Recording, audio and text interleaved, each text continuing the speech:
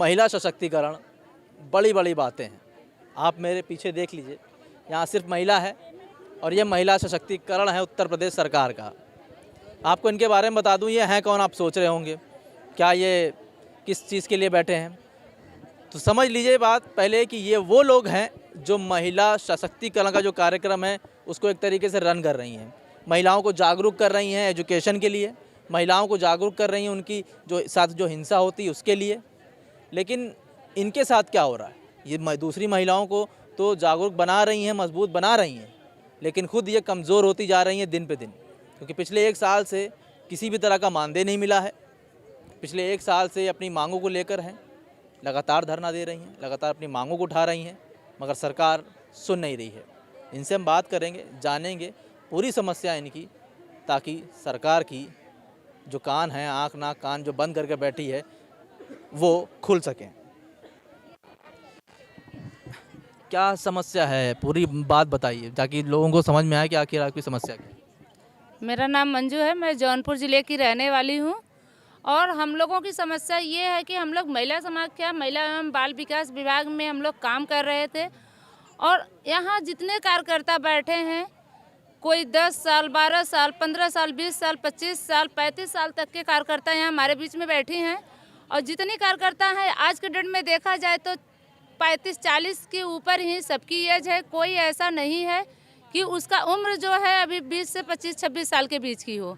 अब ऐसे उम्र में हम लोगों को सरकार अचानक से बैठा दिया और ऐसे मौके पे बैठाया है, काम नौकरी से निकाला है। जिस समय कोरोना महामारी चल रहा था उस समय सरकार का ये दावा था कि हम किसी कर्मचारी, किसी अधिकारी का किसी तरह का ना तो मानदेय रोकेंगे, ना तो वेतन रोकेंगे, ना तो नौकरी से बेरोजगार करेंगे। लेकिन हम 800 महिलाओं को ऐसे कोरोना काल में इन्होंने बेरोजगार कर दिया है। और 26 जून 2020 से हम लोगों को किसी प्रकार का ना तो मानदेय दिया गया, ना कोई पैसा दिया गया। आज हम लोग ना कोई लिखित लेटर हम लोगों को दिया गया। जब हम एक छुट्टी के लिए डिमांड करते थे, 10 दिन की छुट्टी के लिए हम मांग करते थे, तो हमारे लिए नियम था कि अगर 10 दिन की छुट्टी आपको लेना है तो कम से कम 15 दिन पहले हमको एक नोटिस जारी करनी पड़ेगी लिखित में कि हमको 15 दिन की छुट्टी चाहिए 10 दिन की। अगर कोई व्यक्ति मतलब निकलना चाह रहा था तो उसके लिए नियम बना था कि कम से कम 1 महीना पहले हमारे पास लिखित लेटर आ जाना चाहिए कि हम इतने तक काम करेंगे, इसके बाद हम काम नहीं करेंगे, हमारा इस्तीफा होगा। लेकिन आज जब सरकार हमको नौकरी से बेरोजगार कर दी है तो हमारे पास क्यों लिखित लेटर उसका नहीं आया। और आज हमारे बिना सूचना के, बिना किसी जानकारी के आपको बस एकदम से नौकरी से निकाल दिया गया। जी, किसी प्रकार का सूचना नहीं है सरकार के द्वारा हम लोगों के पास है, ना तो किसी प्रकार का लेटर है, कुछ सरकार के द्वारा हम लोगों के पास नहीं दिया गया है। और इस उम्र में आज हम लोग इस कगार पे आके खड़े हैं और हम लोग इस सारी चीज़ों को देखते हुए लगातार हम लोगों की धरना जारी है। और लोगों से मुलाकात भी हमारी टीम कर रही है, लेटर दे रही है, जो विज्ञप्ति है उसको दे रही है, जो हमारी मांगे है उसको दिया जा रहा है, लेकिन किसी प्रकार की सुनवाई हम लोगों को नहीं हो रहा है। आज हम लोगों को एकदम मजबूर होकर धरने पे बैठना पड़ा। ये हम लोगों के साथ में जो है हमारी 5 बहनें हैं, ये भूख हड़ताल पे आज तीसरा दिन है ये बैठी हैं। ना तो ये किसी प्रकार का अन्न खा रही हैं, ना तो जल पी रही हैं। और हम लोगों का मांग यही है कि हम लोगों का जो है 26 जून 2020 से हम लोगों का मानदेय जो था वो दिया जाए और हमको जो है कहीं ना कहीं समायोजन हमको किया जाए, हमारी नौकरी वापस की जाए। क्योंकि आज हमारा जो उम्र है इस कंडीशन में हम लोग हैं, अगर कहीं नौकरी के लिए जा रहे हैं तो प्राइवेट कंपनी भी हमारी एज को देख के नकार दे रही है कि हम आपको अपने कंपनी में नहीं रख पाएंगे काम करने के लिए। तो ऐसे उम्र में हम कहाँ जाएं। और ये महिला समाख्या का जो कार्यक्रम चल रहा था, इसमें जो है महिला समाख्या महिला सशक्तिकरण पे काम हम लोग कर रहे थे। हम लोग खुद ही घर से निकलने में इतना जो है हिंसा को झेले हैं, इतनी परेशानियां झेल के बाहर निकले। बाहर निकल के गांव-गांव में जाके हम उन महिलाओं को आज एक जगह कर रहे थे जो महिलाएं मर्द के बातों से, मर्द के गुड़ुक से वो घर से बाहर नहीं हो पा रही थी। उन महिलाओं को हमने गांव से निकाल के जिला तक निकालने का, लाने और भेजने का काम किया। आज वो महिलाएं हमारे बातों पे अमल कर रही हैं। हमने उन महिलाओं को ये शिक्षा दी कि आप जो है अपने बच्चे को पढ़ाइए, बेटी हो या बेटा, उसको बराबर पढ़ाइए। बेटी बेटा में किसी तरह का फर्क नहीं। आज जो हमारी महिलाएं अपने बच्चों को पढ़ाई का जो भी नियम है उसको फॉलो अप कर रही हैं।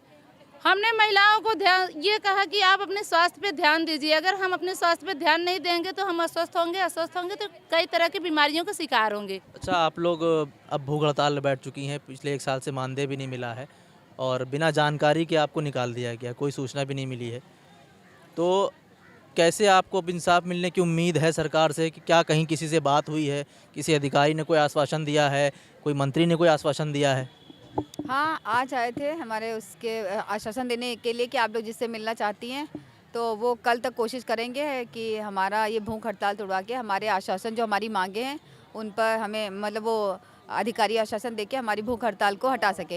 लेकिन हमारी भी ये है कि जब तक हमें लिखित कोई आश्वासन नहीं मिलता, चाहे हमारे महिला समाख्या कार्यक्रम का जैसे चल रहा था वैसे चलाए, चाहे हमारा कहीं समायोजन करे और जैसे जिस रूप में कार्यकर्ता हैं हमारे, मतलब कोई 45 साल का है, कोई 25 साल का है, कोई 8 हाई स्कूल है, कोई हमारा इंटर पास है, क्योंकि वो गांव ज़मीनी रूप में वो काम कर रहा था, गांव की महिलाओं के साथ काम कर रही थी। तो जैसा है उसी रूप में उसको लिया जाए, चाहे जहां समायोजन किया जाए, तब हम अपनी मांगों से हटेंगे, वरना भूख हड़ताल हमारी जारी रहेगी। अच्छा, उम्मीद है सरकार से और प्रशासन से कि आपका जब 1 साल से मानदेय नहीं मिला है, अब सरकार आपके लिए कुछ सोचेगी, अब आंखें खुलेंगी उसकी कि हाँ भाई इनकी भूख हड़ताल तोड़वा के इनके साथ इंसाफ किया जाए। कुछ उम्मीद बाकी है अभी? उम्मीद तो अभी नहीं कह सकते हैं। हाँ, एक उम्मीद के साथ भी बैठे हैं, क्योंकि अभी हम लोगों ने थोड़ी देर पहले ही आए थे यहाँ पे मिलने के लिए और मिलवाने की बात कर रहे हैं। तभी हम लोगों ने एक प्रस्ताव दिया है, बस अभी कुछ ऐसा हमें आश्वासन भी नहीं मिला है कि हम धरना हटाएं या हमारा भूख हड़ताल तोड़वाएं। और हम अपनी भूख हड़ताल इसलिए नहीं तोड़ेंगे कि जब तक हमें कोई लिखित आदेश नहीं आ जाता है तब तक हम यहीं बैठे रहेंगे। उम्र क्या है आपकी? हमारी उम्र है 48 साल। 48 साल। आपकी कितनी है? हमारी 49। 49 साल। तो यहाँ पर 48 साल अगर 49 साल की महिलाएं धरना दें तो महिला सशक्तिकरण की बातें बिल्कुल बेईमानी लगती हैं। बिल्कुल, आप यहाँ मेरे बगल में बैठी हैं 59 साल की हैं, तो आप ये सोच लीजिए क्या आप महिला सशक्तिकरण की बात कर रहे हैं। ये महिलाएं हर घर जा जा के जागरूक कर रही थी, महिलाओं को ताकत दे रही थी, आपके प्रोग्राम को आगे बढ़ा रही थी। आज आपने इनको बेघर कर दिया है, इनसे इनका हक छीन लिया है, इनसे इनका रोज़गार छीन लिया है। तो किस महिला सशक्तिकरण की बात कर रहे हैं आप? देख लीजिए योगी जी, देख लीजिए योगी जी के अधिकारी में सब कुछ किया उन्होंने, लेकिन आपने क्या किया, एक झटके में बेघर कर दिया, एक झटके में इनका रोज़गार छीन लिया। तो फिलहाल अभी के लिए इसमें मुद्दा गर्म में इतना ही, और महिला सशक्तिकरण की बातें कितनी हैं आपने भी देख ली हैं। अब मुझे दीजिए इजाज़त, और हम कोशिश करेंगे कि आगे भी इनके साथ इसी तरीके से बात करते रहें जब तक ये इनकी जो मांगे हैं समायोजित नहीं हो जाती हैं या खुद वापस नौकरी पे नहीं चली जाती हैं। हम आते रहेंगे, बात करते रहेंगे। अभी के लिए इतना ही। नमस्कार, खुदा हाफिज़।